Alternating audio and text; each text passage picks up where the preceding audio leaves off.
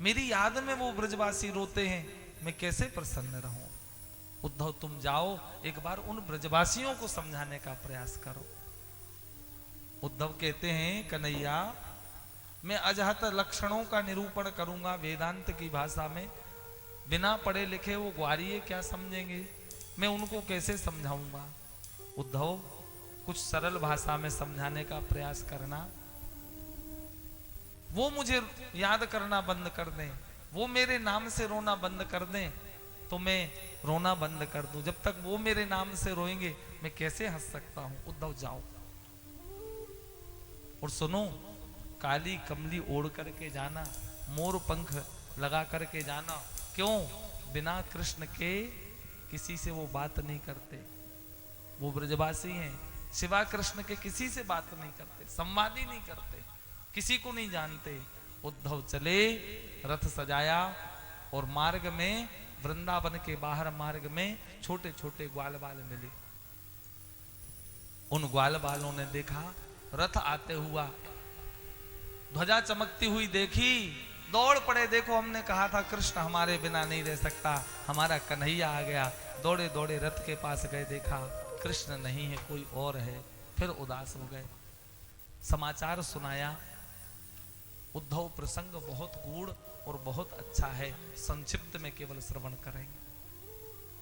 उद्धव ने कहा कि कृष्ण तुम्हें बहुत याद करते हैं, उन्होंने ही समाचार लेकर के तुम्हारे पास हमें भेजा है। मारे कन्हैया इतने वर्षों बाद याद आई तो स्वयं नहीं आए, एक सखा को भेज दिया। ठीक है कृष्ण, जिसमें तुम प्रसन्न रहो वही हमारी प्रसन्नता है। उद्धव से संवाद हुआ और कहते हैं कि उद्धव ने कहा अब मैं यशोदा का दर्शन करना चाहता हूं, उनका महल कहां है। तो कहा उद्धव ये जो जल दिख रहा है ना, ये कोई नदी नाले का जल नहीं है, ये कोई सरोवर का जल नहीं है, ये कौन सा जल है। बोले नंद भवन के बाहर बैठी हजारों लाखों गोपियों के आंखों से कृष्ण विरह में बहने वाले आंसुओं का जल है, ये धार है, ये आंसू है। जैसे ही उद्धव ने सुना, ऐसा ज्ञान की पहली सीढ़ी खिसक गई। इतना प्रेम, ऐसी अनुरक्ति न कभी देखी थी न कभी सुनी थी। जहां ये जल समाप्त हो जाए वही नंद महल है।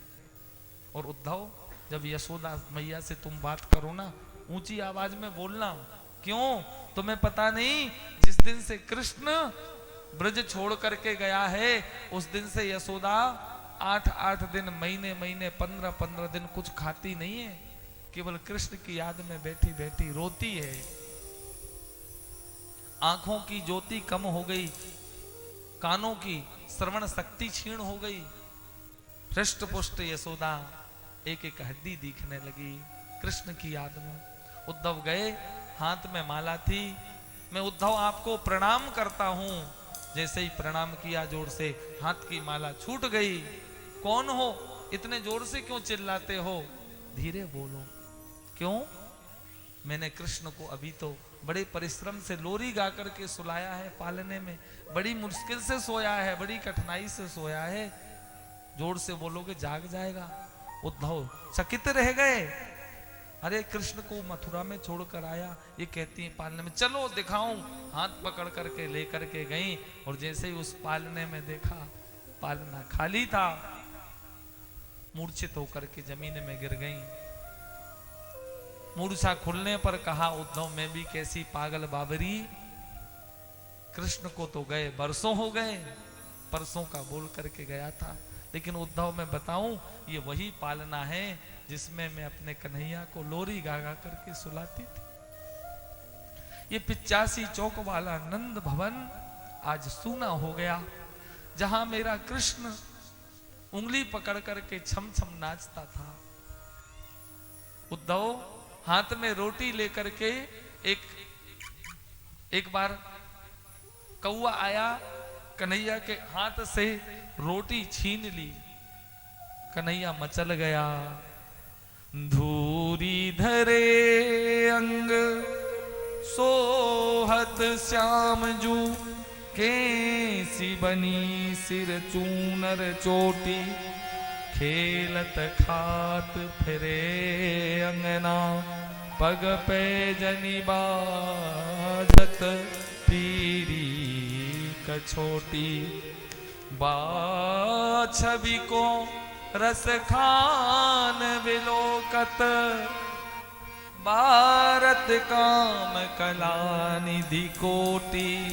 और काग के भाग कहा कहिए, हरि हाथ सोले गयो माखन रोटी। जब ये स्मृतियां होती हैं उद्धव, तो लगता है शरीर में प्राण क्यों है। रात्रि भर देखो, भाव में जाएंगे ना, समय बहुत हो जाएगा और भगवान का विवाह उत्सव तक जाना है। एक दो बार कथा में उद्धव प्रसंग में प्रवेश कर गए तो पूरा विवाह हो गया, पता ही नहीं चला, वो भाव परिवर्तित ही नहीं हुआ। स्पर्श करे केवल हम। आगे फिर कथा में उद्धव प्रसंग को विस्तार से सुनेंगे। रात्रि भर उद्धव और माता यशोदा का संवाद हुआ। मैया यशोदा के चरणों में वंदन किया उद्धव ने। प्रातः गोपियों का दर्शन करने गए और गोपियों से जो संवाद हुआ वो भी बड़ा अद्भुत है। समझाने प्रयास करने आए थे कि वो कृष्ण निर्गुण हैं, वो ब्रह्म हैं। गोपियों, जिसको तुम साधारण मान रही हो, मनुष्य मान रही हो, उसका हाथ पैर नहीं है, वो निर्गुण निराकार है। उस निर्गुण ब्रह्म में अपने मन को लगाओ। तब गोपियों ने कहा था, ऊधो मन ना भये 10-20, एक हतो सो गयो श्याम संग, अब को आराधे ईस। कन्हैया कन्हैया पुकारा करेंगे, लताओं में ब्रज की गुजारा करेंगे। कहीं तो मिलेंगे वो वाके बिहारी, उन्हीं के चरण चित लगाया करेंगे। बिठा कर के हृदय में, बना कर के हृदय में, हम प्रेम मंदिर बना कर के हृदय में, हम प्रेम मंदिर बना कर के हृदय में, हम प्रेम मंदिर बना कर के हृदय में, वहीं उनको झूला झूलाया करेंगे, वहीं उनको झूला झूलाया करेंगे। कन्हैया कन्हैया पुकारा करेंगे, लताओं में ब्रज की गुजारा करे। लेकिन सिवा कृष्ण के किसी को चाह नहीं सकते। कृष्ण तन कृष्ण मन कृष्ण ही हमारो धन, आठों याम ऊधो हमें कृष्ण ही सो काम। श्याम गति श्याम मति श्याम ही हमारो पति, अंधे की सिलाकड़ी आधार नाम कह करके श्याम। उन ब्रज गोपियों के आंसू से अश्रु के पनारे बह चले। ऊधो वो तुम प्रेम सागर में परिणित हो गए और उस प्रेम भाव सागर में उद्धव जैसा ज्ञानी डुबकी लगाने लगा। गोपियों के मुख से निकलने वाली वो प्रेम की चर्चा, वो प्रेम गंगा में डुबकी लगाते लगाते उद्धव को जब अपने शरीर का भान हुआ तो उद्धव ने अपने आप को गोपियों के चरणों में पाया। ऊधो तुम भय बोरे पाती लेके आए दोरे, योग कहाँ राखे यहाँ रोम रोम शाम। फिर उद्धव ने क्या किया? उद्धव ने गोपियों के चरणों में वंदन नहीं किया। ये बच्चों को कोई मना करो, बंदरों को ये परेशान कर रहे हैं, बड़ा समस्या है, किसी को ये काट लेंगे, पकड़ लेंगे, एक दो रुक जाओ। इस बार छुट्टियों में अब हमको एक शिक्षा ये भी मिली है कि छुट्टियों के समय पे कथा नहीं रखना तीर्थ में। 50 बच्चे और सबसे बंदर जो यहाँ के बड़े तगड़े हैं जगन्नाथ भगवान की रसोई जो चलती है। दूसरे जगह वृंदावन में इतनी आक्रामकता नहीं देखी बंदरों में, यहाँ उल्टा काटने को दौड़ते हैं, बड़ी चिंता होती है। वो तो ठाकुर जी बिहारी जी ने सबको संभाल रखा है, लेकिन थोड़ी सावधानी हमें भी रखना है, अपने अपने बच्चों को थोड़ा संभाल के रखो। ये बाहर उनको परेशान करेंगे, कोई को काट लेंगे। बोलिए भक्तवत्सल भगवान की जय हो। कहते हैं उद्धव ने चरणों में प्रणाम नहीं किया, उद्धव ने गोपियों की चरणों की धूल को अपने मस्तक पे लगाया। वंदे नंद व्रज स्त्रीणाम पादरेणुमभीक्ष्ण सह याताम हरिकथोदीतम पुनाति भुवन। मैं इन गोपियों की चरण धूलि को वंदन करता हूँ, जिन चरणों की धूलि त्रैलोक्य को पावन करती है। ऊधो सूधो ही चलो सुन गोपिन के बोल, ज्ञान बजाई डुमडुमी प्रेम बजायो ढोल। मैं वचन देता हूँ सूर्यास्त बाद में होगा कृष्ण दर्शन, तुम्हें पहले होगा। दौड़े दौड़े उद्धव जी गए और भगवान को प्रणाम किया। भगवान ने भी कहा आइए ज्ञानी जी। उद्धव ने कहा प्रभु जले पे नमक मत छिड़को, चल के देखो यशोदा मैया की क्या स्थिति है, इन ब्रज गोपियों की क्या स्थिति है। तब भगवान ने कहा उद्धव नेत्र बंद करो, और जैसे ही उद्धव ने नेत्र बंद किए सर्वांग भक्ति का दर्शन उद्धव को कराया है। यशोदा प्रकट हो गई, किशोरी प्रकट हो गई, सारी गोपियां प्रकट हो गई। कहा नेत्र खोलो उद्धव। देखा उद्धव ने ये क्या है प्रभु। कहा उद्धव बिना इनके मैं एक क्षण नहीं रह सकता, और बिना मेरे ये भी एक क्षण नहीं रह सकती। बोल राधा रमण सरकार की। लोग कहते हैं कि रुक्मणी जी से विवाह हुआ, किशोरी जी का चरित्र, राधा जी का स्पष्ट नाम भागवत जी में क्यों नहीं आया। सुखदेव जी परम लाडले भक्त हैं, एक बार किशोरी का स्मरण करते हैं 6 महीने की समाधि लगती। परीक्षित की मुक्ति कैसे होती 7 दिन में। ब्रह्म वैवर्त पुराण आदि दूसरे पुराणों में किशोरी जी के चरित्र हैं। संतों से सुना है भांडीर वन में किशोरी जी का विवाह ठाकुर जी के साथ ब्रह्मा जी ने स्वयं कराया। एक भाव ये है, दूसरा भाव ये है कि लक्ष्मी स्वरूपा रुक्मणी है तो किशोरी जी कौन है। ऊपर से एक दिव्य ज्योति चली जो 2 रूपों में परिणत हुई, एक कृष्ण है दूसरी राधा है। 2 शरीर एक प्राण मानो। कृष्ण की शक्ति का नाम है राधा। आहा, आगे परीक्षित महाराज परीक्षित से सुखदेव जी ने जो कथा वर्णन करी है, कहते हैं राजन कंस की जो पत्नियां थी जरासंध के पास जाकर के, पिता के पास जाकर के शिकायत की, और जरासंध ने बड़ी भारी सेना लेकर के मथुरा पर चढ़ाई करी। सारी सेना का उद्धार भगवान ने कर दिया, जरासंध को छोड़ दिया। 17 बार जरासंध ने आक्रमण किया मथुरा पे। कृष्ण बलराम सारे राक्षसों को मार देते हैं, जरासंध को छोड़ देते हैं।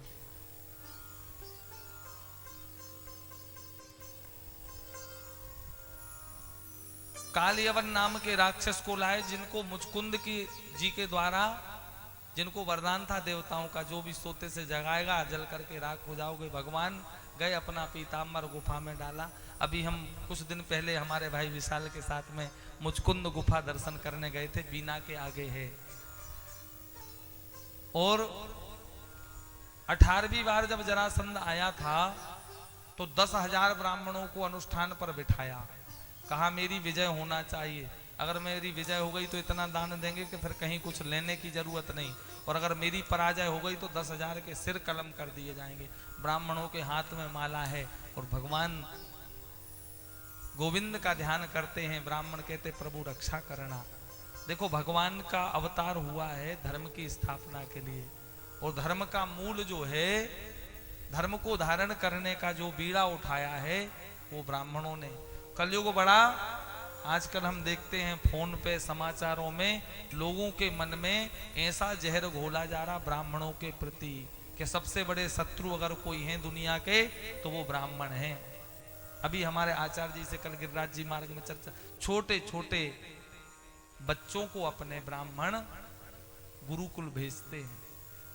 अपन अपने बच्चे को 4 दिन अपन से अलग करके देखो, वो गुरुकुल में जा करके मर्यादा में रह करके तप करके त्याग करके साधना करके ऐसी कठोर तपस्या करके वेद अध्ययन करते हैं, शास्त्र पढ़ते हैं। और एक ब्राह्मण है जो समाज के कल्याण के लिए भगवान से प्रार्थना करता है, शायद उस ब्राह्मण को अपने लिए कुछ मांगने की या प्रार्थना करने की तो कभी अवसर ही नहीं आता। वो हमेशा अपने चेला के लिए, अपने यजमान के लिए जो दान दक्षिणा देता है ना, बस भगवान से उसके ही लिए प्रार्थना करता है कि प्रभु इस पे खूब कृपा करना, खूब इसकी धन धान्य की वृद्धि होवे, खूब सुखी रहे, खूब फले फूले। वो ब्राह्मण है, हमेशा ब्राह्मण का सम्मान करना। भगवान ने ब्राह्मणों की रक्षा के लिए रण छोड़ दिया। दाऊ जी से कहा रण छोड़ दो, भाग चलो आज। दाऊ जी कहते हैं हम क्षत्रिय हैं, प्राण चले जाएं पीठ नहीं दिखा सकते। भगवान ने कहा दाऊ भैया आज कुछ कारण है, कारण हमारा नहीं है, उन ब्राह्मणों का है। उन 10,000 ब्राह्मणों की रक्षा के लिए भगवान रण छोड़ करके भागे। बोलिए रण छोड़ राय भगवान की जय। प्रभर्षण पर्वत पर भगवान चढ़े, जरासंध ने आग लगाई, भगवान ने छलांग लगा दी, समुद्र के किनारे पहुंचे भगवान द्वारिका।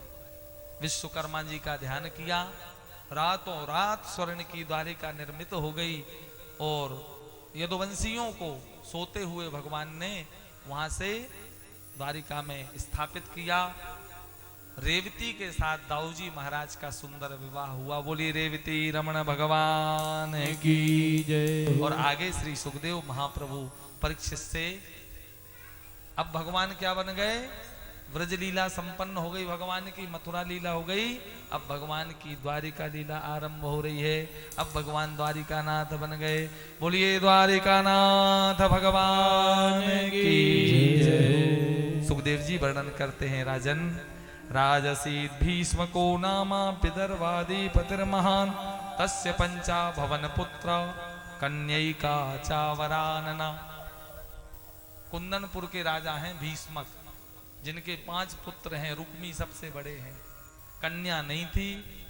खूब तपस्या करी, तब भगवत कृपा से समुद्र में कमल पुष्प पर साक्षात लक्ष्मी का ही स्वरूप रुक्मणी के रूप में प्राप्त हुई। पढ़ा लिखा करके विदुषी बनाया और भीष्मक महाराज चाहते रुक्मणी जी का विवाह द्वारिका नाथ के साथ हो, लेकिन जो रुक्मणी जी का भाई है ना रुक्मी, वो चाहता है कि मेरी बहन का विवाह शिशुपाल के साथ। बड़े बड़े राजा राजकुमार हैं। एक दिन तो रुक्मी ने आकर कह दिया कि रुक्मणी परसों स्वयंवर है, बड़े बड़े राजा राजकुमार आएंगे, लेकिन तुम्हें वरमाला शिशुपाल के गले में डालना है, बस। कह करके चला गया। रुक्मणी जी उदास हो गई, भाभी से कहने लगी भाभी मैंने हृदय से श्री कृष्ण द्वारिका नाथ को पति रूप में वर्ण किया है, मैं और किसी का वर्ण नहीं कर सकती। तब रुक्मणी जी ने कहा, रुक्मणी जी से कहा भाभी ने कि तुम पत्र लिख दो। द्वारिका नाथ को सुंदर पत्र लिखा। श्रुत्वा गुणान् भुवन सुंदर शृण्वतान्ते निर्विश्य कर्ण विवरैर्हरतोंगतापम रूपम दृशाम दृश्यमतामखिलार्थलाभम त्वय्यच्युता विशति चित्रमपत्रपम में। हे गोपाल, मैंने आपके गुणों को सुना है, आपकी लीलाओं को सुना है। मैंने सुना है आपकी 9 भक्ति में प्रथम भक्ति है श्रवण, और मैंने आपके गुणों को सुन करके आपको पति माना है। देखो स्वयं पत्र में प्रश्न करती हैं और उत्तर लिखती हैं। आप पूछेंगे ये कैसी स्त्री है जो स्वयं अपने विवाह का प्रस्ताव भेज रही है, तो परसों स्वयंवर है, मैं किसी और का वर्ण नहीं कर सकती, मैं शरीर त्याग सकती हूँ। इसलिए मेरा निवेदन है आप मुझे आए, मैं आपका वर्ण करूं। आप कहेंगे मैं कहाँ आऊं, तो मैं गांव के बाहर माता का पूजन करने जाऊंगी, आप वहीं आकर के मुझे ले जाएं। पत्र लेकर पंडित जी को दिया। पंडित जी लेकर चले हैं और समय बहुत कम बचा था। शीघ्रता में पंडित जी बुजुर्ग थे, जैसे जैसे जैसे पहुंचे, जैसे ही भगवान ने पत्र पढ़ा तुरंत रथ तैयार कराया और रथ में पंडित जी को बिठाया। और रथ हवा से बातें करने ही वाला था। दाऊ जी आए, कहाँ जा रहे हो? समझ गए कुंडनपुर। अच्छा वहां तो स्वयंवर है। अरे अब तो मेरो लाला बड़ो है गयो, या को भी विवाह होना चाहिए।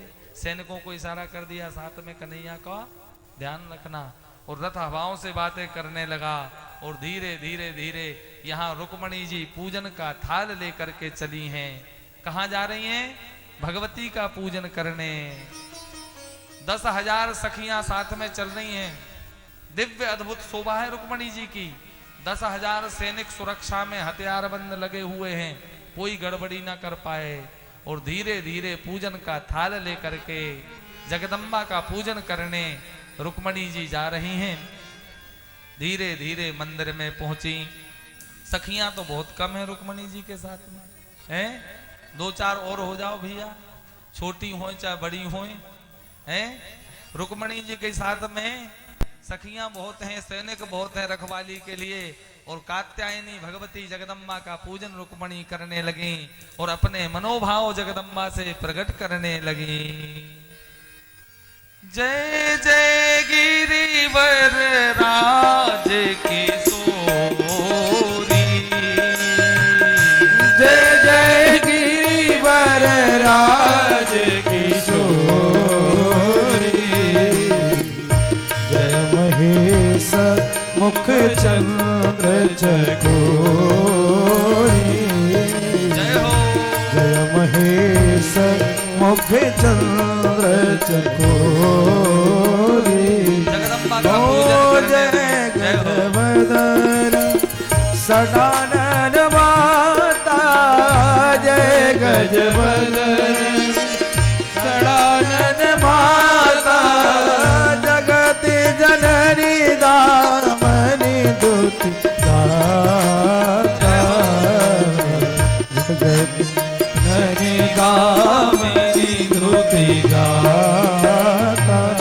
और राज आहा, यहाँ भगवती का पूजन कर रही हैं और अपने मन के भाव प्रकट कर रही। वहां से धीरे धीरे द्वारिका नाथ का रथ रुका और धीरे धीरे द्वारिका नाथ मंदिर की ओर प्रवेश करने लगे। और जो 10,000 सैनिक, सुनो सुनो आराम से, 10,000 सैनिक जो सुरक्षा में लगे थे वो द्वारिका नाथ भगवान को देखने लगे। आहा, इतना सुंदर राजकुमार हमने आज तक नहीं देखा, इतना सुंदर राजकुमार, इनकी चाल देखो।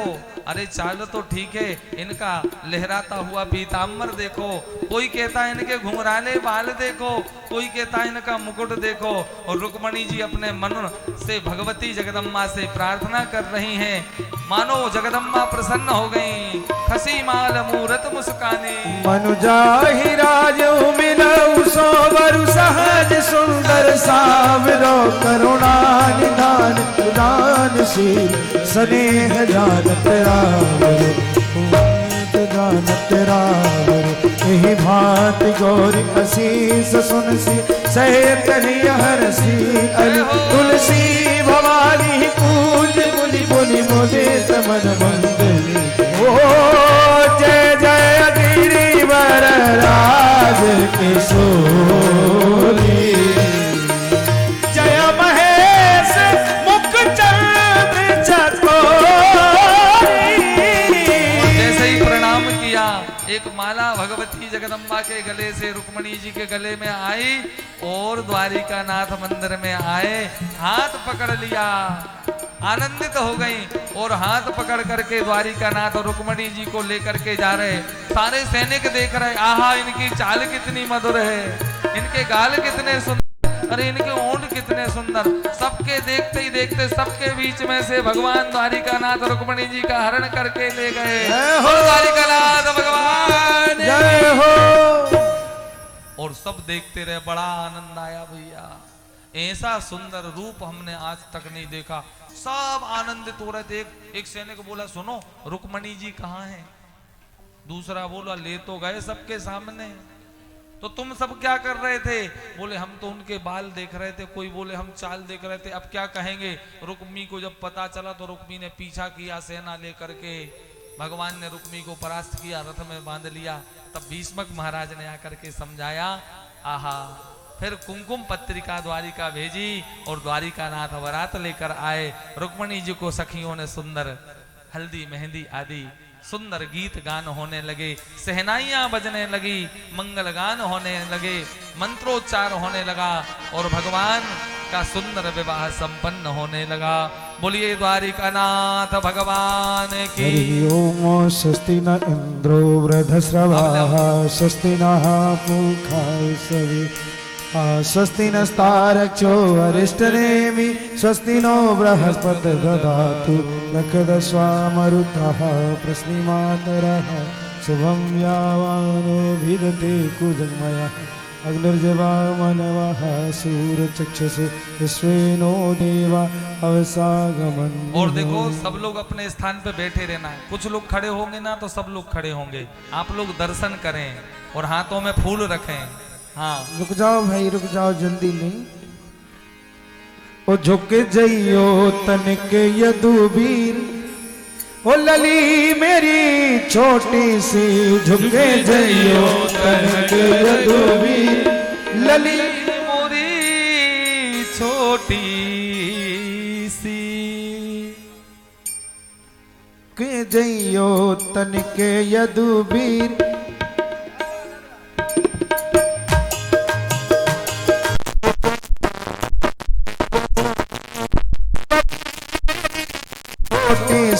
झुके जइयो तनक यदुवीर, लली मेरी छोटी सी लाली, छोटी सी छोटी